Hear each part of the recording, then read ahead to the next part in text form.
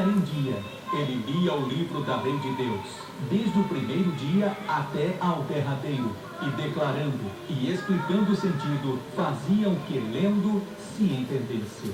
Está entrando no ar o programa Explicando a Bíblia. Apresentação, irmão Gilvan Silva.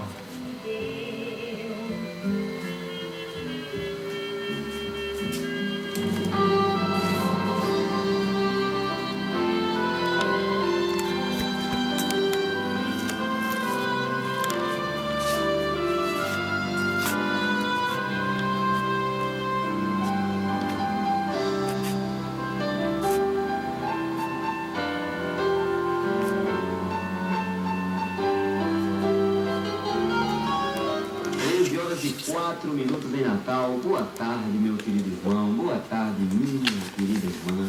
Que a graça e a paz do nosso Senhor e Salvador Jesus Cristo mais uma vez sejam nossas companheiras em mais esta edição do programa Explicando a Bíblia, neste dia 14 ou 14, né?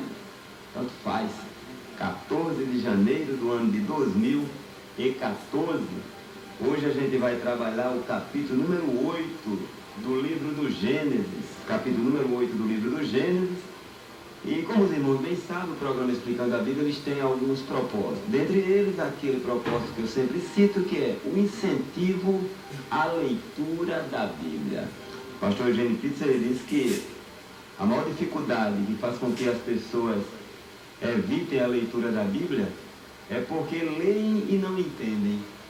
Aí, o programa Explicando a Bíblia dá uma explicação um pouco, não tão aprofundada, porém prática, de forma que venha a chegar a um certo esclarecimento. Eu vou trazer, nos próximos dias, aqui umas dicas, assim, eu estou raciocinando para ver umas dicas que seriam assim, bem práticas, que qualquer pessoa possa pegar o texto e ver o texto aberto. Alguns critérios técnicos que facilitem a compreensão do texto. Hoje, para cooperar no capítulo número 8 do livro do Gênesis, a gente está recebendo aqui a participação muito querida do nosso irmão Gilmar Cleiton. Gilmar Cleiton é meu filho, e ele, como está sem trabalhar nesses dias, estava embarcado pelo menos há uns 20 dias, então ele está para nos abençoar nesta manhã, e ele é muito bem-vindo, ele sabe disso. Então a paz do Senhor Gilmar já está com a oportunidade de iniciar aí o seu comentário.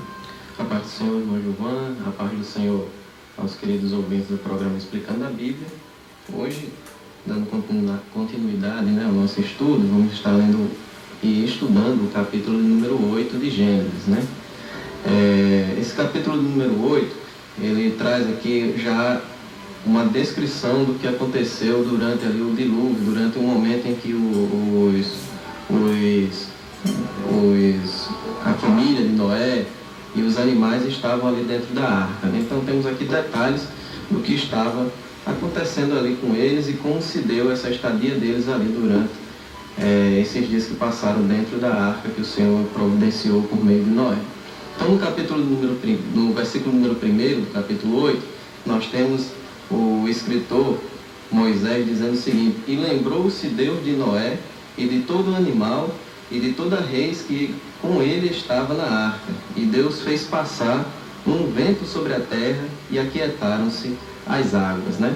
A frase aqui, lembrou-se Deus, né, que nesse sentido do que ela está aplicada aqui, é justamente de dizer que Deus começou a agir em favor ali daqueles que estavam com Noé dentro da arca. Deus, ele nunca se esqueceu do seu povo e nunca se esquecerá. Deus é onisciente, Deus conhece todas as coisas, nem consegue medir o seu conhecimento. Como também ele estava, nessa ocasião aqui, foi o momento que Deus achou correto para começar a agir em favor do Noé e do que com eles ele estava ali naquela arca. Ele se levanta para socorrer os mesmos. Neste caso aqui, Deus se lembrou dos tripulantes que estavam ali na arca, secando a terra para que eles pudessem habitar, né? A forma que se deu essa secagem ali das águas, a aquietação das águas, foi através de um vento que Deus fez soprar, né?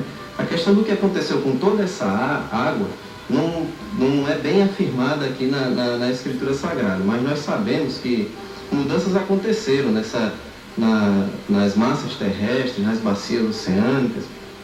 Também não podemos afirmar a quantidade de água que retornou para baixo da superfície da terra, Mas para nós é suficiente saber que Deus ele cuidou de tudo isso.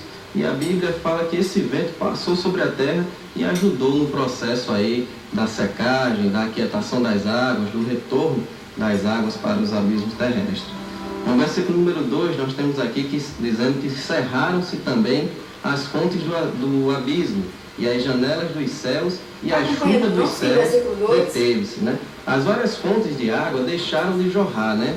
Por decreto divino, tal qual havia começado, também por decreto divino.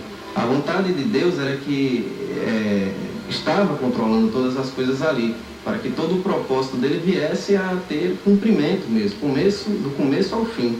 Aquilo que havia começado, ele não abandonaria pelo meio do caminho não. E aquele que vive mesmo em consonância com a vontade de Deus, vê mesmo se cumprir o propósito divino desde o início do processo até o final. Deus de maneira alguma abandona. 40 dias foram suficientes para que esse cumprimento fosse dado início a um novo estágio do retorno dessas águas à sua normalidade. No versículo número 3 nós temos o escritor dizendo: e as águas tornaram de sobre a terra continuamente, e ao cabo de 150 dias as águas minguaram, né? Uma vez cessado o jorro ali de águas, agora seu nível ele começa a baixar. E aqui nós cremos numa verdadeira ação divina, para que em tão pouco tempo, né, 150 dias, houvesse retornado esse processo de escoamento normal das águas sobre a superfície terrestre. No versículo número 4, nós temos aqui dizendo: e a arca repousou no 7º mês, no dia 17 do mês, sobre os montes de Ararat. No dia 17 do 7º mês foi quando a arca, isso em relação ao dia em que iniciou o dilúvio, né? A gente vai ver esse dia aí bem explicitado no capítulo número 7, foi explicado, acredito, no dia de ontem, não foi? Explicado no dia de ontem. Então, no dia 17 do 7º mês, foi quando a arca pousou sobre a terra, mais precisamente sobre essa cadeia montanhosa chamada Ararat, que hoje há indícios de que seja ali aquela parte oriental da Turquia. E já corria aí o 7º mês do ano, não o 7º mês do dilúvio, né, mas o 7º mês do ano em que estava ocorrendo esse fenômeno sobre a terra, vindo da parte de Deus. A Ararat, aqui no significado dela, no hebraico, significa deserto. E essa narrativa do dilúvio, ela está largamente difundida em quase todas as culturas universais, né? Quase todos os relatos históricos que relatam a origem de algumas culturas do mundo, né? Algumas são dependentes da narrativa bíblica mesmo, mas outras são independentes. Mas todas narram algum fenômeno que aconteceu nesse sentido, dessa inundação ocorrida na época. O fato é que esse episódio ele é inegável. O episódio do dilúvio ele é realmente inegável. E temos aqui no versículo número 5, seguindo aqui no nosso comentário, diz: e foram as águas indo e minguando até o 10º mês. No 10º mês, do primeiro dia do mês, apareceram os cumes do monte, né? Então, a renovação divina ela prosseguia, e as águas diminuíam rápida e continuamente, e os montes, o cume dos montes começam a aparecer. É possível imaginar aqui a alegria que estava surgindo aqui nos corações daqueles tripulantes da arca, né? Essa alegria é comparável à de quando vemos que Deus ele está realmente confirmando as coisas em nosso favor, e aí percebemos que Deus ele realmente ele é por nós. 13 horas e 12 minutos, vamos ouvir o primeiro hino, vamos ouvir com o cantor e pastor Eliezer Rosa, o hino Graça Salvadora.